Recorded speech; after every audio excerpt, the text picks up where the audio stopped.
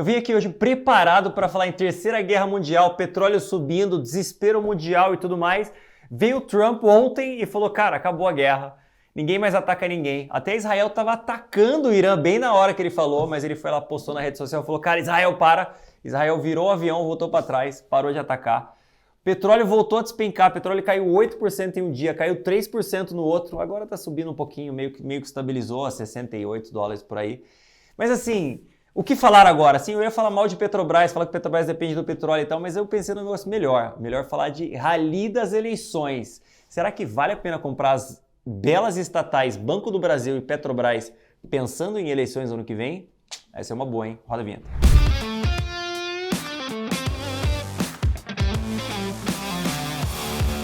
Resposta, vale ou não vale? Por quê? Cara, tem várias coisas acontecendo no intrínseco das empresas, né, em Banco do Brasil e em Petrobras, mas você tem sempre essa melhora de percepção nas empresas estatais se você mudar o governo, né? Você tem um governo agora que é estatizante, que quer usar as empresas para fazer política econômica, não está conseguindo, né? Então, assim, desde o Bolsonaro já estão tentando fazer a Petrobras subsidiar o preço da gasolina. Tá subsidiando, mas assim, cara, não dá para falar que é aquele subsídio que nem foi na Dilma, né, que quase quebrou a Petrobras. Obviamente a Petrobras não ia quebrar, né, mas assim, a empresa estava tendo prejuízo, ela estava investindo muito no pré-sal na época também. Então assim, foi um problema grande. Hoje em dia já não dá, né, mudaram a lei das estatais e os governos tentam mexer nas estatais e não conseguem. Então os problemas das estatais hoje em dia são causados por problemas, digamos, intrínsecos aos negócios delas. Mas assim, há um tempo atrás eu comecei a pensar, cara, o que eu compro pensando em Tarcísio ganhando em 2026, né? Como que eu me preparo para isso? Eu falei, cara, estatais é uma boa, né?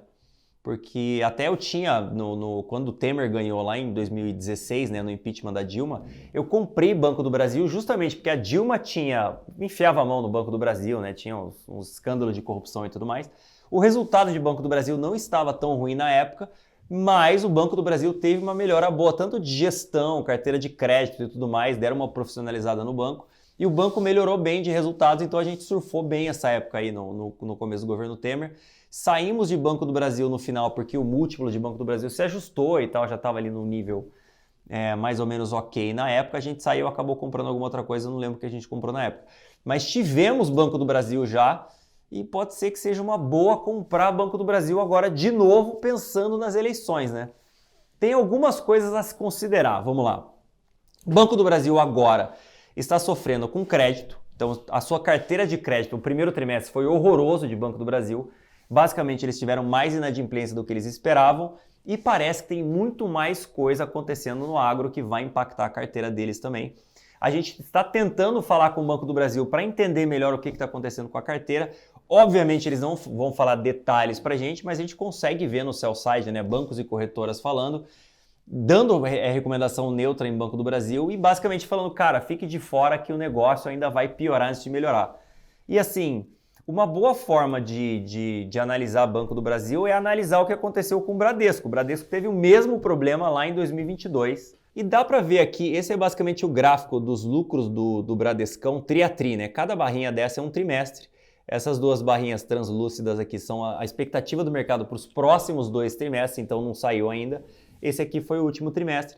O pico do lucro do Bradescão foi aqui ó, no Q2 22, quer dizer, no segundo trimestre de 22, e aí começou a cair. Caiu no terceiro trimestre de 22, caiu no quarto trimestre de 22, parecia que ia recuperar lá em 2023, né, no primeiro trimestre, e caiu de novo o quarto trimestre. O quarto trimestre do Bradesco é sempre ruim, né? Tem alguma sazonalidade. Esse aqui é o quarto trimestre, esse aqui é o outro quarto trimestre, esse aqui é o outro quarto trimestre. Então, assim, o quarto trimestre é ruim, mas deu para ver que o banco tentou ia recuperar e voltou atrás e acabou tendo novos problemas. Então, assim, como é que funciona um banco, né? A carteira, o duration médio da carteira do banco, quer dizer, o tempo médio que o banco empresta dinheiro é uns 2 anos. Então eu empresto dinheiro agora, vamos falar, empresto dinheiro para o Marcão, toma R$100, você me paga daqui a 2 anos na média. E assim, se o Marcão não me paga, ele não vai começar a não me pagar no próximo mês ou no próximo, porque eu fiz uma análise de crédito. Pô, o cara tá empregado, o cara ganha bem, o cara tem grana para pagar de volta. Vai acontecer meio que uma bola de neve, né? Isso vai acontecer mais lá na frente. E aí ele vai reconhecer isso aí depois de 90 dias que não paga. Então é um negócio que demora para acontecer. Se o Banco do Brasil reconheceu agora algum problema com crédito, muito provavelmente a gente vai ver novos problemas com crédito nos próximos trimestres. Dá para ver no resultado do Bradescão aqui quando ele teve esses problemas lá em 2022, e parece que o Bradescão agora está saindo do problema deles, né? Parece que o lucro finalmente começou a engrenar.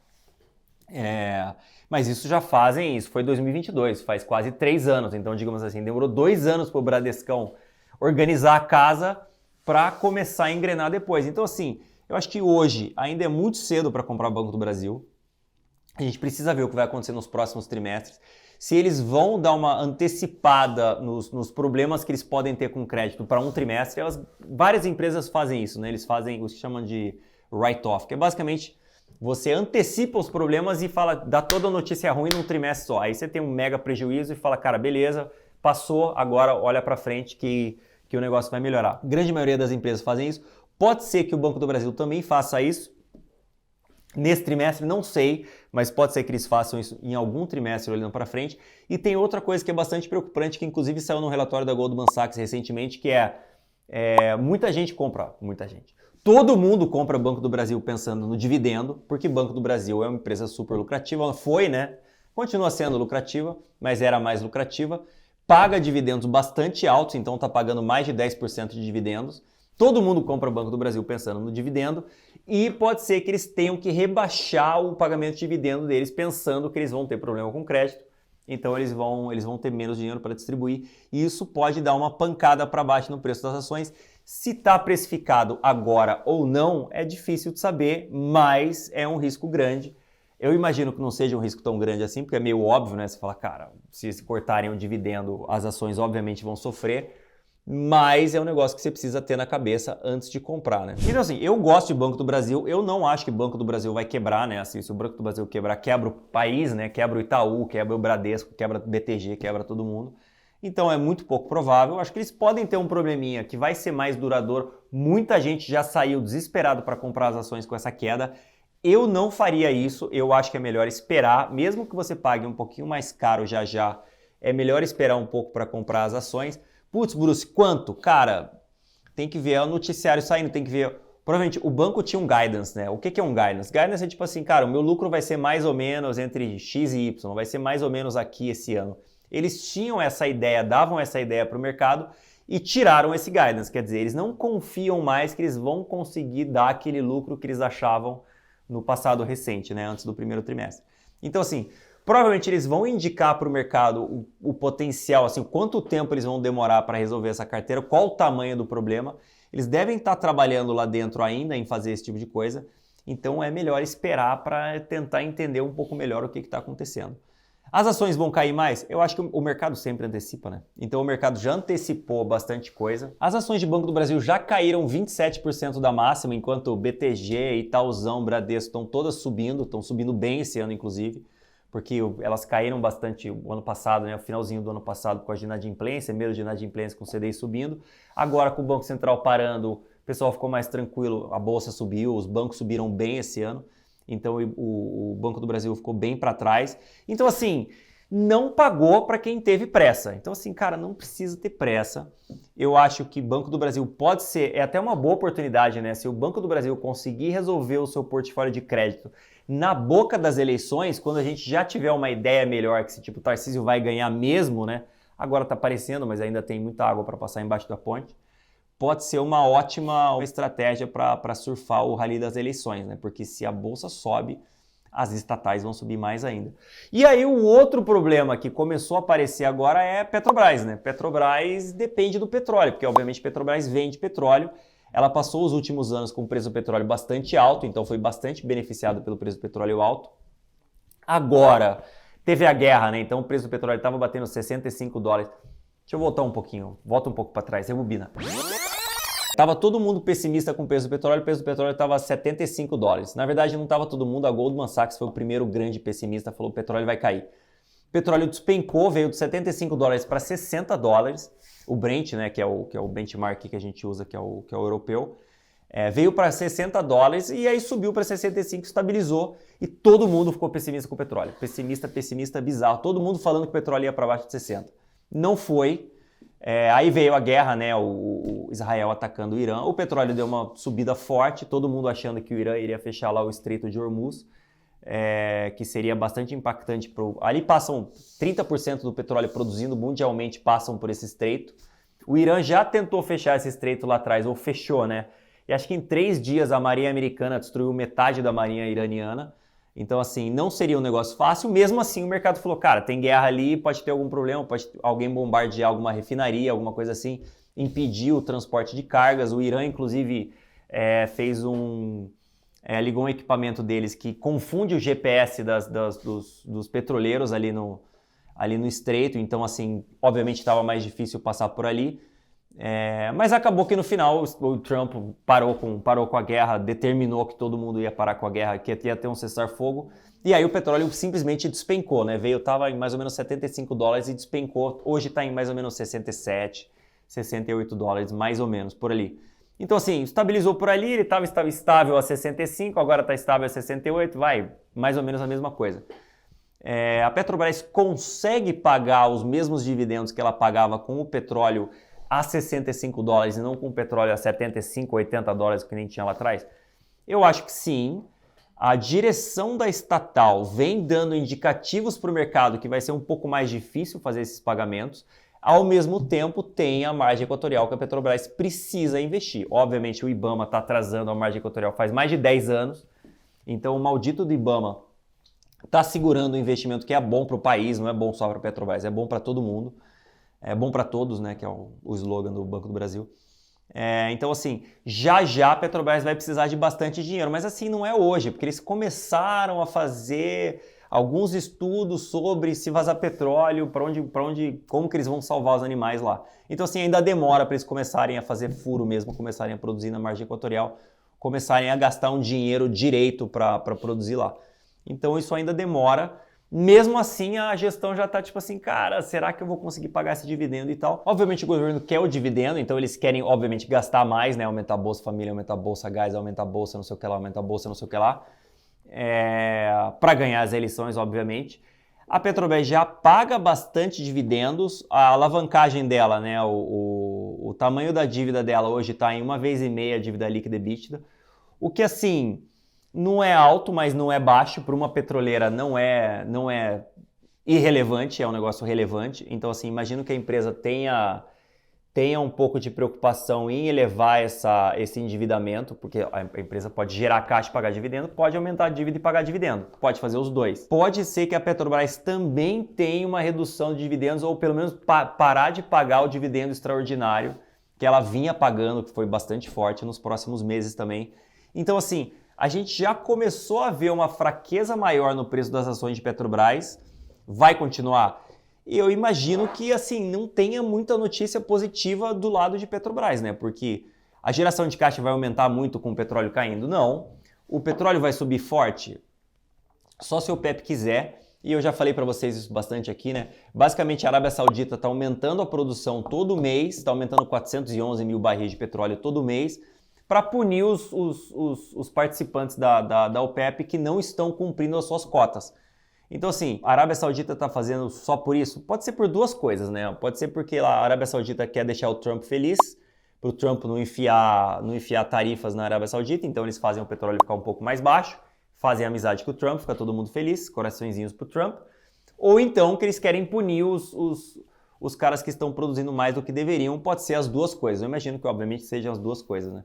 Então, assim, se o petróleo estava em mais ou menos 65 dólares, imagino que a Arábia Saudita queira o petróleo, a Arábia Saudita é o maior produtor mundial, queira o petróleo a 65 dólares.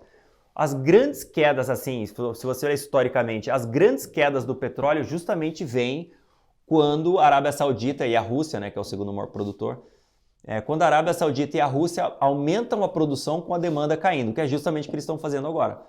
A demanda de petróleo está meio capenga, né, com os países não crescendo tanto, esse negócio de tarifa e tal. Então tem muita gente preocupada com a demanda.